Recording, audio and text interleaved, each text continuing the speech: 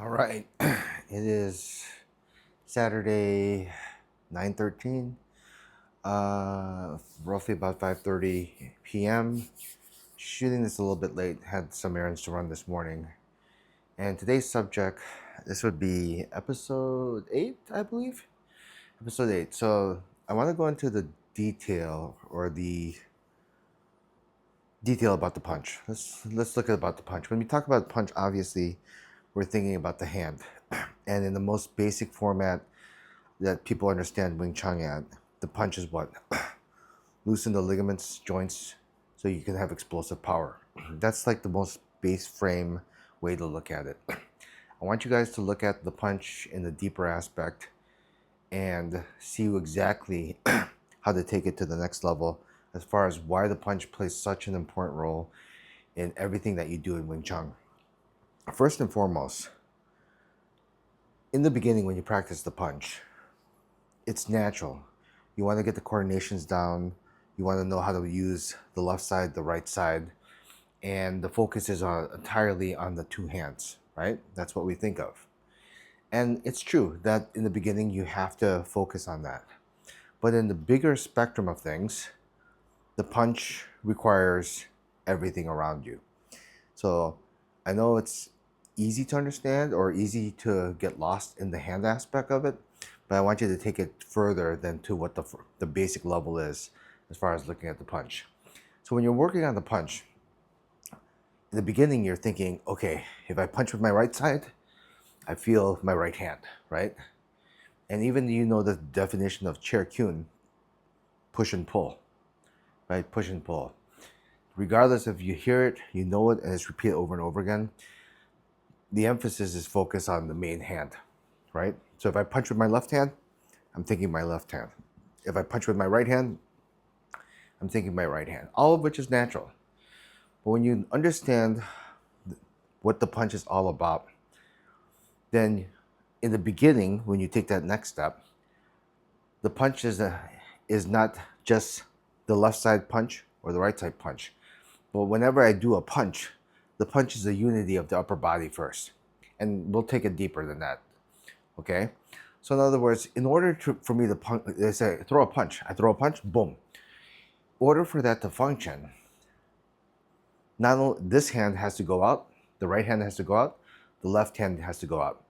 And I want you to get to the point where you start looking at, when I do a punch, there is no left, there is no right side. There is just one single hole as far as when the two hands work together. Okay?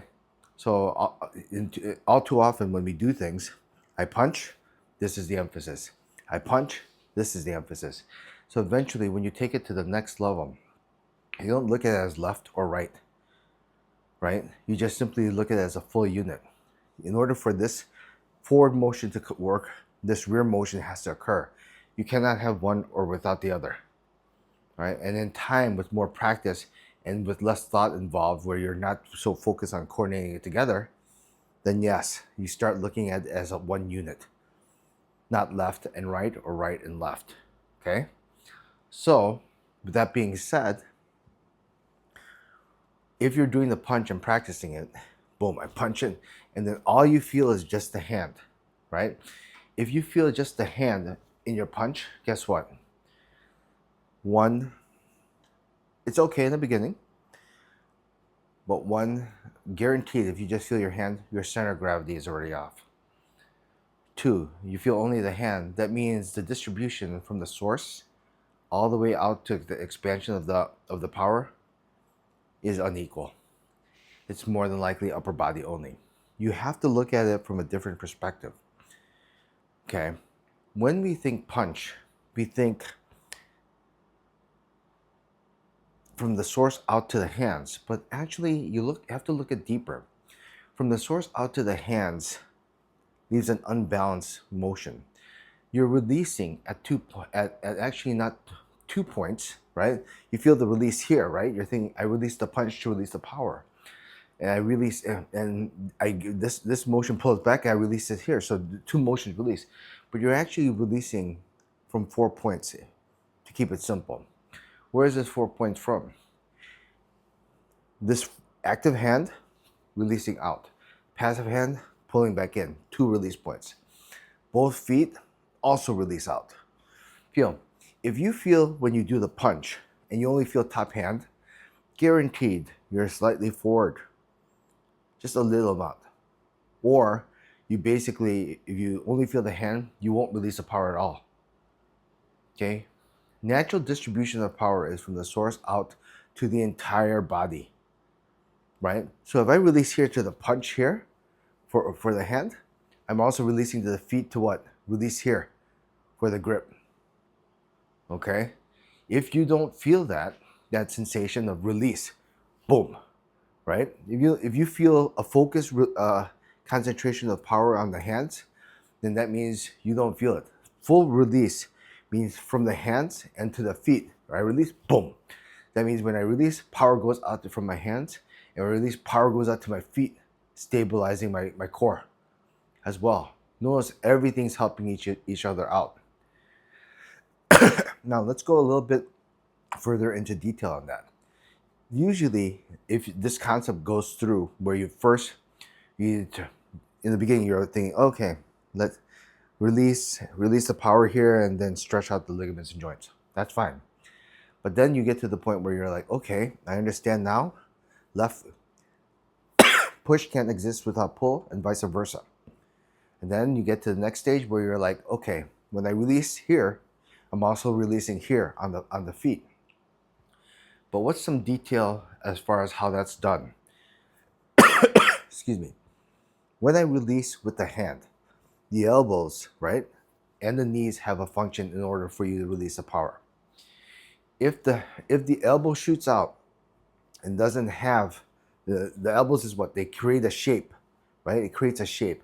If there's motion in the shape, right, imagine, then it's hard for it to distribute and release the power properly. So in other words, if I go like this and then boom, boom. See, imagine it's so much easier to release when the path is straight and steady, right? But if the elbow from push and pull is like here, like this, shaking, that means if this is shaking here, the core is shaking as well.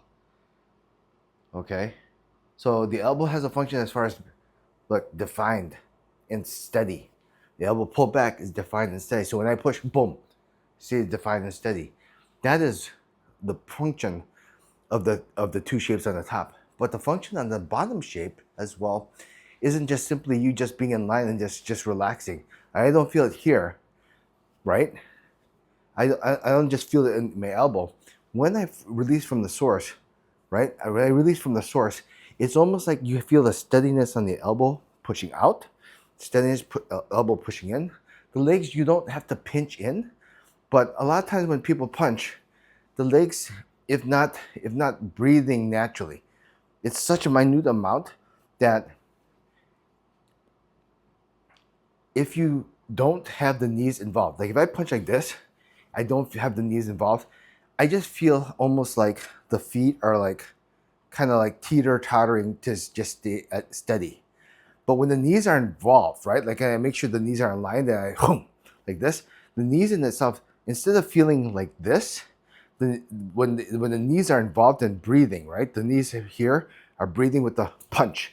That means there's a steadiness in the knees, not a squeeze, a steadiness in the thing with the knees. Then you feel like a grab with the feet. It's so natural that if you find yourself forcing the grab, that's wrong. If I have the knees involved, boom, punch, then the knees in itself basically breathe to the point where it seals the ball, and then boom, releases to the feet. Does that make sense? So more often than not, the way most people practice is they'll feel this. Just punching top.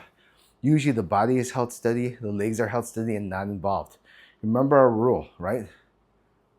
One for all. And that means if one part moves, everything moves. This is not static, this is not static. So in other words, if this has motion on the top, that means the source is expanding out from here. That means the source is also like what? Securing, right? It's just a little to breathe, you'll feel like a flow. Like if I feel a flow here, I'll feel a flow here to the ground as well. And when you can feel that unison together, boom, boom, boom, boom. You'll feel the flow go through the knees. If you feel it just kind of bypass and just you let everything relax, then what happens is it just feels like it doesn't have that grip. It just feels like it's being placed.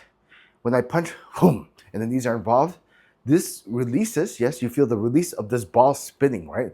Boom, the ball spins this way. But this way also you feel the ball from here, boom, almost like secure yourself on top of the ground as well. Okay, so that is so pivotal to understand that when you practice the punch over and over again, this lays down the foundation for all your hand techniques. If the punch is done correctly, you start looking at not only as a top ball, but you see the whole thing as one. When I expand out and release, boom, right? I release out fully from the source. And that means I feel the hands release, the legs release, and when I release, boom, automatically it comes back in. Then, when you have that fully functional, what happens next? That means all the hand techniques, tan, bong, lap, pak, lan, bu, jump, wu, feels exactly the same. Otherwise, if you don't have that sensation developed in the punch, you will be tan, bong, lap, only top heavy, right? Only top heavy. If you want to develop faster, develop the right way, and understand how to look at the punch overall. Okay, not just the basic level, but think of it as basically the expansion and the security and steadiness of the elbows so you can release the power, right, throughout the whole body. Okay, hopefully that helps. Hopefully you see it at that level, and keep practicing.